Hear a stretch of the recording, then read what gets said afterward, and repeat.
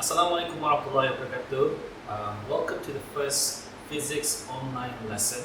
So before we start off with the lesson that I have outlined you here, make sure you have your notes ready in front of you.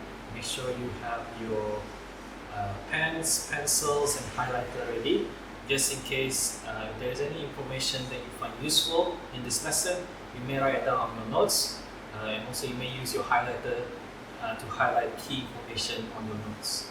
Your notes, you should have it by now. It should be included in your home learning pack that the school gave to you.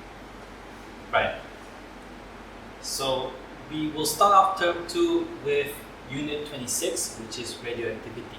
So in this unit, just to give you an idea of what to look forward to for the coming weeks, in this unit we will talk about what is radioactivity. We will talk about the different types of radioactivity, how to detect radioactivity, what are the dangers of radioactivity, and what are the ways that we can do in order to keep ourselves from radioactivity. Before we talk about all those things, we have to start with the basics, which is what we will talk about in this lesson. Topic 26, the nuclear atom. In order to learn about radioactivity, you need to know all about atoms first. Now, in your chemistry lesson, you have already gone through all of that. So basically, this lesson, a lot of the things that you learn in this particular topic will be the same as what you learn in chemistry. So think of this as just a refresher course for the things that you have learned about atoms in chemistry. I have outlined here the learning objectives, just to give you an idea of what we'll talk about in this video or in this lesson. We will talk about the structure of atoms, so what's inside an atom and what's inside the nucleus. And then we'll talk about how the atom was developed. Right? So before we don't know what an atom looks like, now we have a good idea of what it looks like, who discovered it, what are the experiments that helped us to figure out what the atom looks like. So we'll talk about that the second part. And then we'll talk about the nuclear notation. I'm pretty sure you have seen before in chemistry. We'll talk about the proton number, which is the number below that, below the nuclear notation. And then we'll talk about the mass number, which is the number on top of the nuclear notation. And then we'll talk about isotopes. So these are sort of an outline for this video, and also the lesson objectives that we need to be able to achieve by the end of this lesson. Okay, so for this lesson, I'll use two things. I'll use the whiteboard and I'll use the PowerPoint slides. So I'll switch between the two throughout this lesson. Right, so let's get started. So, chapter 26 or unit 26, atomic physics, or as I call it, radioactivity. So this is the first topic in this unit, which is all about the atom. So what are atoms? Atoms are the smallest particle of a chemical element. Now, most of the things that you will learn in this topic, you have learned before in chemistry, so I'll just basically go through every single part briefly. You already know what's inside an atom from your chemistry lessons. In an atom, you can find the nucleus, which is this center part here. In the nucleus, there are protons and neutrons, and then surrounding the nucleus are the electrons. So as you can see in this diagram here. Okay, so the nucleus is made out of protons and neutrons. Right, so for this next part is actually about the discovery of the atomic model, how it was found, what is the experiment that scientists before did in order to discover what the atom looks like.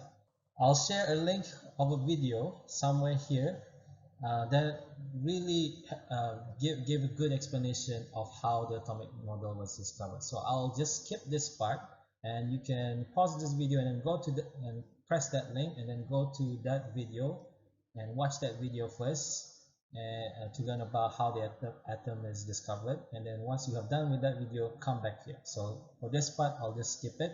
Right, so I hope you have seen the video that I've shared that explained how the atom was discovered, how the nucleus was discovered.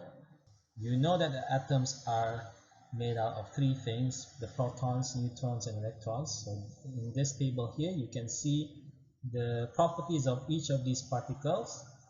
So protons and neutrons, they have the same mass, whereas electrons, they are very light. Protons have a positive charge of +1. Neutrons, they don't have any charge at all. And then electrons, they have a charge of -1. So that's the relative charge. In terms of the absolute charge, which is measured in coulombs, in other words, the actual value of the charges for these particles, the protons, they have positive 1.6 times 10 to the power minus 19. Neutrons, of course, they don't have any charges, so it's 0 coulomb. For electrons, it's basically the same charge as protons, but it has a negative sign. So negative 1.6 times 10 to the power minus 19. And this is the actual value of the masses of these particles. So for protons and neutrons, they have the same mass, which is 1.67 times 10 to the power minus 27 kilograms. Electrons, they are much more lighter. They are 9.11 times 10 to the power minus 31 kilograms. So these are the basic properties of the three particles inside an atom. The thing that you need to know for all atoms, for all neutral atoms, is that they have the same number of protons and the same number of electrons. Let's say for carbon, carbon has 6 electrons, they also have 6 protons. For helium, helium has 2 protons and therefore 2 electrons. The reason why you need the same number of protons and electrons for a normal atom is because the charges of the atoms need to be balanced. So if you have 2 protons, in order to cancel out the charges for the 2 protons, you need two electrons to balance, to cancel out the charges, right? So that the atom as a whole is neutrally charged. Here you have a test that you can do on your own time, on your notes. So I'll leave this to you to do it on your own. Right, so nuclide notation. What is a nuclide? A nuclide, I'll just read it from the slide, is a distinct kind of atom or nucleus characterized by a specific number of protons and neutrons. So basically a nuclide is what we call the atom or the element. And the nuclide, you can write it down in this form. Z is the atomic number that will tell you the proton number. A is the mass number, or also known as the nucleon number, and it is basically the number of protons plus the number of neutrons. And each of the elements have their own symbols. For hydrogen, it's H. For oxygen, O. Lead, Pb, and iron is Fe. I'm pretty sure you have learned all of this in your chemistry lesson already. Here's the second test that you can do on your own. Right, so now we'll talk about isotopes. The thing that you need to know about the atoms or elements in this universe, there are a lot of different kinds of atoms and of the same element. For example, carbon, you have carbon 12 and you also have carbon 13 and you also have carbon 14. So these different versions of carbon, these are what we call isotopes. So how are isotopes different than the, let's call it the original element? Okay, so how uh, are carbon 13 and carbon 14 different from carbon 12? The main difference is for isotopes, they have the same, so you can just read it here on the slides, they have the same number of protons and also the same number of electrons, but they have different number of neutrons.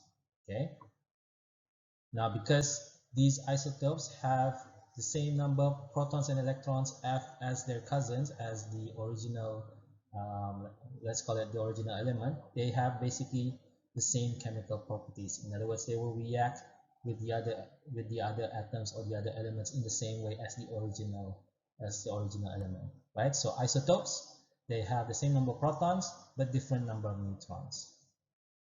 I gave you some examples with carbon just now of isotopes. Here are some more. For chlorine, we have chlorine 35 and chlorine 37. So most of the chlorine that you can find in this world is chlorine 35, and some of them are chlorine 37, right?